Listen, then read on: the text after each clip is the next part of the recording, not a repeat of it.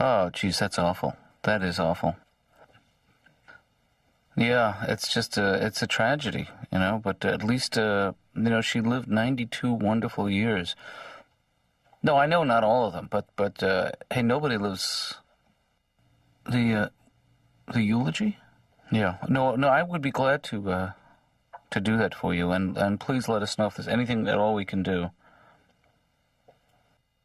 Yeah, we will be there, I promise you that. Okay. Thank you for calling. Same goes for you. Dad, who died? I can tell by the by the hysterical laughter. Someone in our family just died. I don't know why this happens every time. Yeah.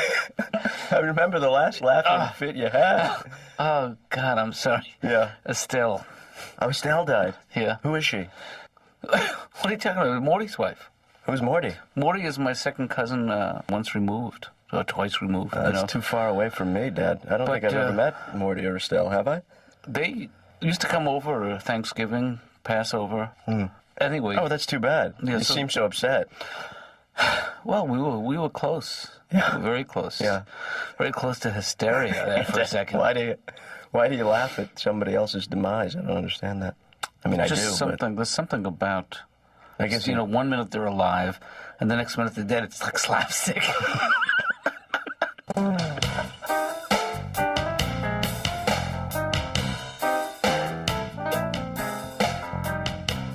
I hope you're not upset. I mean, you look it. Well, I'm a little upset. She was, when I was a kid, she was there for me a lot. When both of my parents were working, she very often would pick me up at school and bring me home. Right. And Morty is somebody I'm very fond of. Morty is a very worldly guy. Yeah.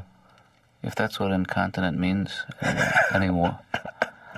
But there are services. There are services the day after tomorrow. Oh. The Jews are obliged to bury their dead within a certain time frame. Yeah, I know, Dad. I'm Jewish. Yeah. Yeah. I know the rules. Thanks for reminding me. I know, but I remember you threw out the manual.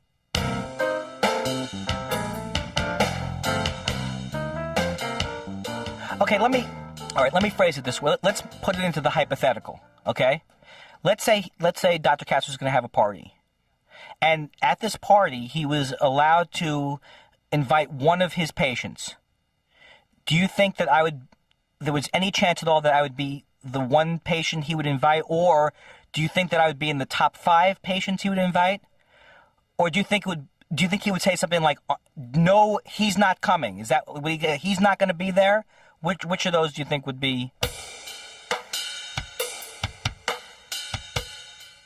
So, I haven't been, I'm very frightened of doctors and dentists, and my sister went to this acupuncturist, which was pretty cool, but he was a doctor, but he missed these signs that she had diabetes. I mean, she had all these signs. I mean, she was, for example, she was craving insulin, and then she would collapse after eating a Lifesaver, and still, the doctor still didn't get it at that point.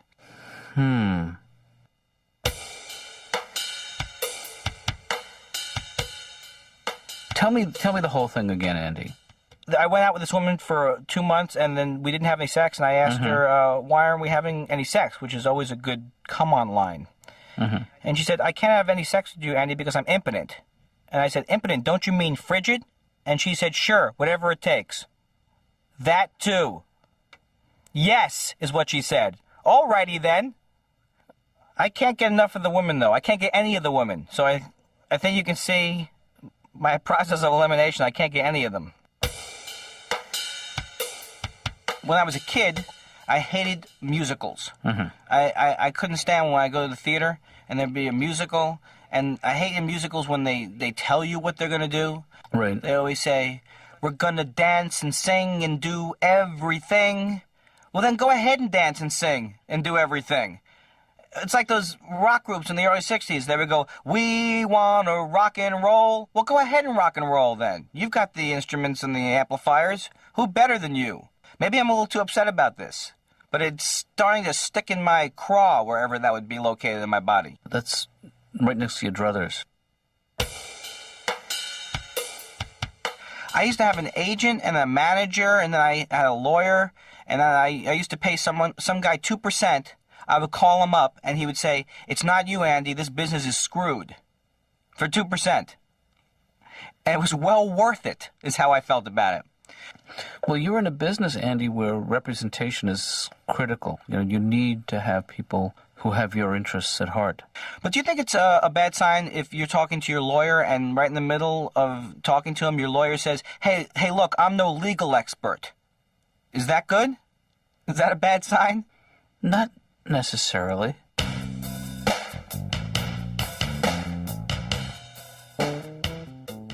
Dad, it's just that it's going to be a little awkward for me because I haven't been to a funeral since I was 12, so I'm a little out of practice. I'll cover for you because I've been to 3 funerals this year, and I'm not a morning person. Well, just go to bed early tonight and you'll be able to get up early tomorrow. It was a joke. Oh, you mean it was a bad pun? Mourning, right. Puns aren't really good or bad. They're just puns. That's what they are. Well, don't defend him, Dad. Maybe you're just not a punny person. That's a bad pun. You slap me in the face now and... Pun, you're going to your room right now. Punish me. Okay. Well, don't pontificate. Okay. Just pun.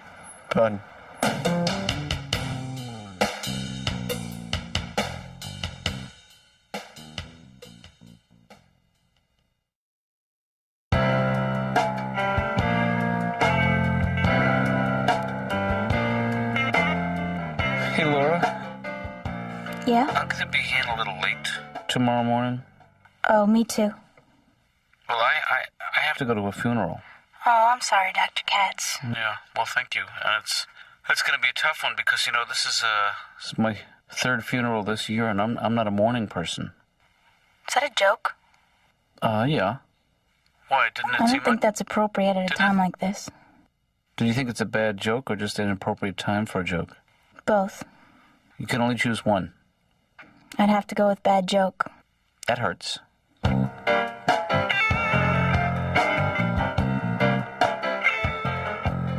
Well, let's try and pick up where we left off last time, Margaret, because I thought we were making some progress. Tell me about your family, about your siblings. Everyone in the family was fat. I used to have to hide in the bathroom to eat. Yeah. They'd all be at the door trying to get in to get my food.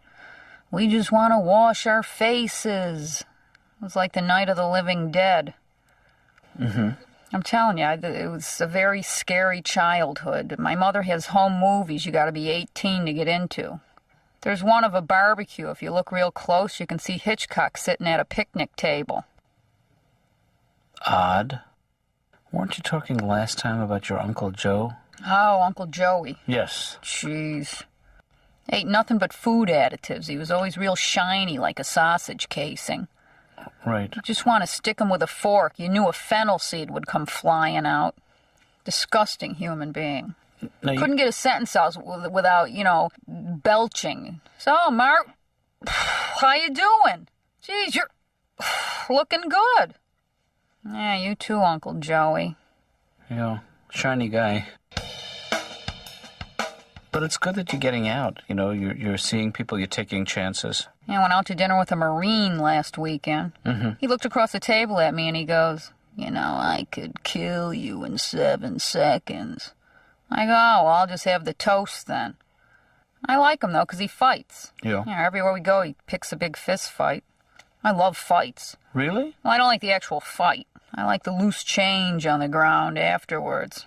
But you find yourself drawn to the macho types, big, strong guys. Of course, I don't like hairy guys, so I went with a hairy guy. He'd get in the bathtub, it looked like the sewer backed up.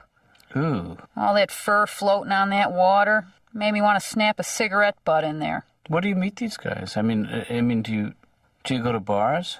Bars. I hate bars. Because I don't drink or smoke, Guys coming up to me, hey, cupcake, can I buy you a drink? I'd always say, no, but I'll take the $3. And then they want to know my name. I say Margaret, and they always go, what do you like to be called? Like Margaret's a crummy name. I go, oh, just call me Bubbles. I'll give you a name, you little weasel.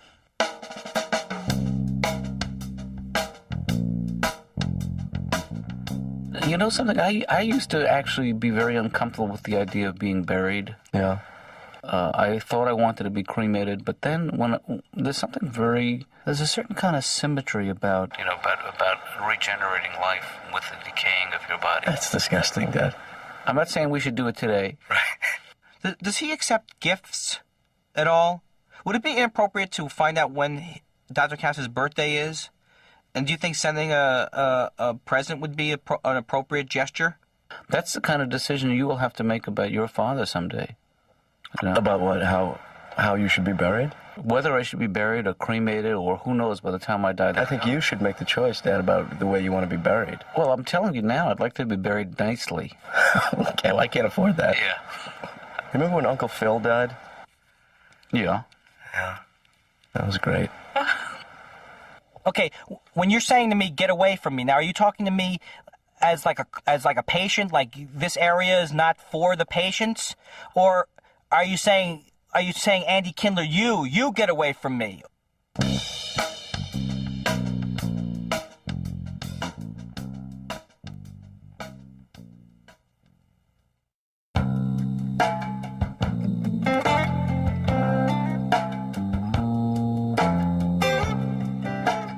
Dr. Katz's office. Hey, Laura. Hi, Ben. It's Ben. How you doing? Fine, how are you? Hanging in there? Good. Yeah. What? Good. Hanging in there, I said. Oh, I thought you meant you were hanging in there. Oh, no. It's an expression. Like, I would say hanging in there, and you'd say, yeah. You have to put more of a question mark at the end. Try it again. Okay. Hanging in there? Yeah. Me too. My mother came out to California. California's very nice, Andy. San Francisco was lovely. The hills I could have lived without, but the people were courteous and well-kept. She gets off the plane, she's reading from the tour book. Andy, did you know San Francisco is the 5th largest textile manufacturer in the early 20th century? Andy, I would like to visit Sausalito. Can we go to Sausalito, a small fishing village north of the Golden Gate Bridge, nestled in lovely Marin County? Can we go to Sausalito? You know, actually, it's kind of a tough time for the Katz family. You know, I don't know if you've heard, but my Aunt Estelle died. Oh, right. Were you very close to her? I didn't know her. I mean, my dad told me I met her a couple of times, but I don't actually remember. Oh. I think my dad was kind of close. Is he overly upset today? Not really. He should be. I mean... He was trying to make a bad joke. Yeah. Well, the thing about this is I have to go to the funeral tomorrow, and I'm not exactly a mourning person. You know? Right. That was the one. The one what? The bad joke that he tried to make. Oh, he told you that? Yeah. Yeah, well, I mean, I wrote it. Right. He just tells him. The thing is that the comedy boom is over. It's very depressing. And I mean, this is the field that I've picked for my life, and it used to be that everybody wanted a comic. In the mid-'80s, if you could say, how you people doing, you could make like $100,000 a year. Well, but now you're doing other things. You're branching out. You're writing comedy. My whole trouble is I can't focus, you know, like I'm supposed to, you know, try and write a script or something like that. So, you know, I want to write a script, but then I figure, you know, maybe I'll take a nap for a couple hours, get things stirred up that way. Yeah. Then I start to write, and then I notice that Newhart is on, Nick at Night. So how can you not watch Newhart? I have to. And then, you know, I'm start to write again, and I realize that Dragnet is very watchable when you're trying to avoid your obligations. Here's my impression of a network TV executive during World War II. Look, I don't like Hitler either, but he's very, very popular. He does very well. He has a lot of energy. He scores very well with the 18 to 49 men who hate Jews category. We're skewing it that way. They buy a lot of products. What do you want me to do? They buy the brown shirts. They enjoy the riding crops. Hey, when was the last time you bought a suit, Stanley? A couple of years ago. You know what size you are? Yeah. What size? 41 reg. 41 rug. See, the last time I bought a suit, I was a 38 short. And I went and I tried on a 38 short. And I could get one sleeve in, essentially. Oh. You know, I have a little more fullness. Yeah. Got a little heavier, I guess. Well, it's I filled out. Oh, well. I bulked up a little bit.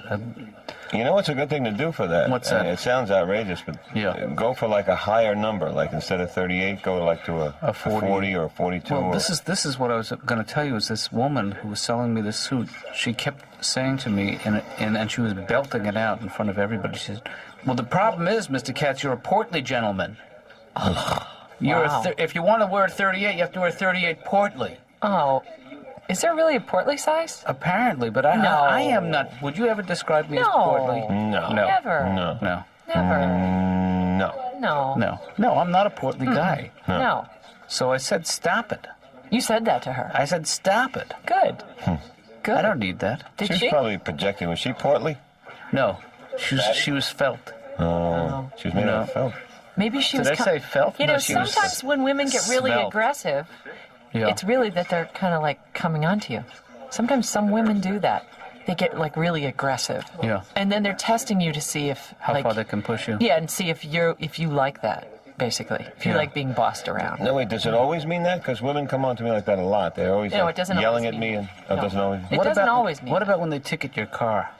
Is that That's a come on. That's a man, I fall for that every time.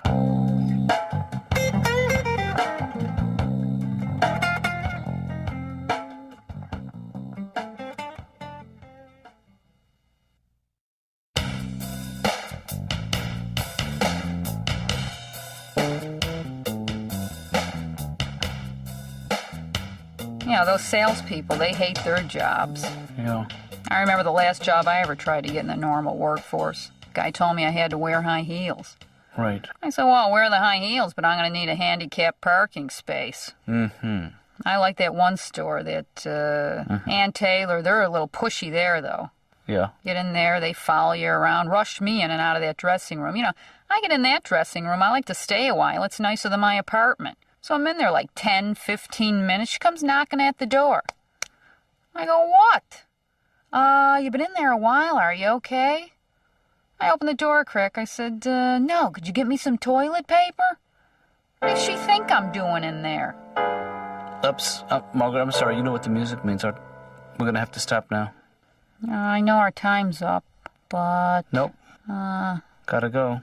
I think I got designs on you. Bye. What did you just say? I think I'm in love with you. Bye. Wait. This is some... I mean, I wish you had said this earlier.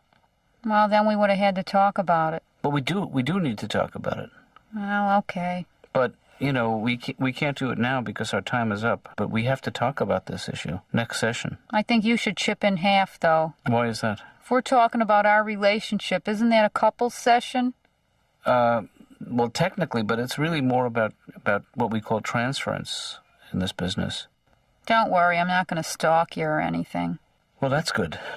I mean, it never really crossed my mind.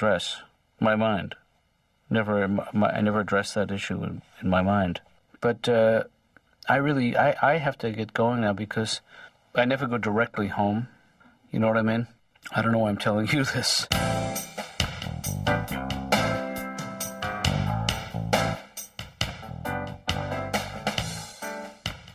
So now what exactly are you going to say?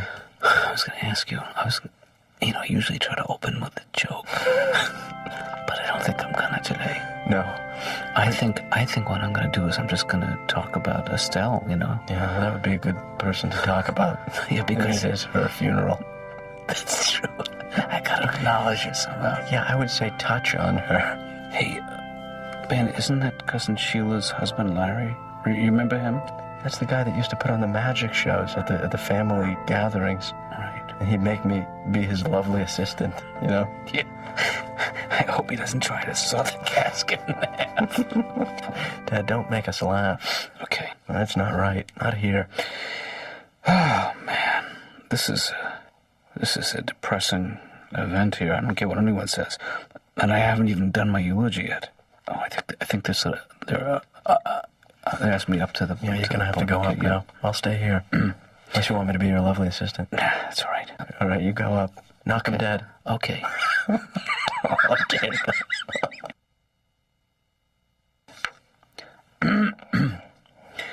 When I first heard that Estelle had when I first heard that Estelle had passed away. Can't hear him back.